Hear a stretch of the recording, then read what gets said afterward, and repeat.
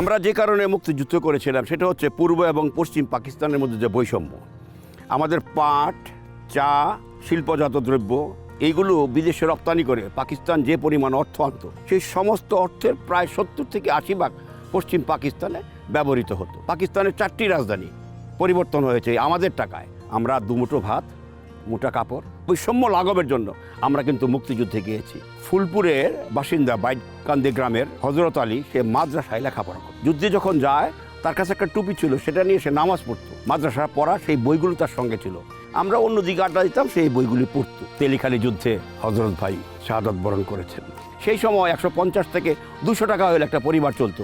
আমার তো মনে হয় অর্থনৈতিকভাবে আমরা আগের চেয়ে আরো দুর্বল হয়েছি।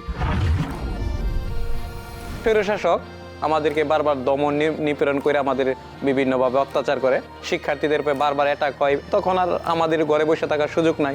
এই বৈষম্যের বিরুদ্ধে ঝাঁপায়ে পড়লাম। পাকিস্তান হানাদার বাহিনী যা করেছিল ময়মনসিংহে এর চেয়ে বেশি তারা রূপ দেখাইছে। এই ফ্যাসিস্ট সরকার যখন টাউনলের দ্বারাই ছাত্রলীগ আমাদের অ্যাটাক করে, পুলিশ একটা সময় গিয়া এর গেটের মধ্যে দাঁড়ায় ফায়ার করা শুরু করে। আমরা খুব অবরুদ্ধ ছিলাম। কোনো স্বৈরশাসক আর বাংলাদেশে আসবে এরকম কোনো সুযোগ আমরা দিব না কোনো অবস্থাতেই।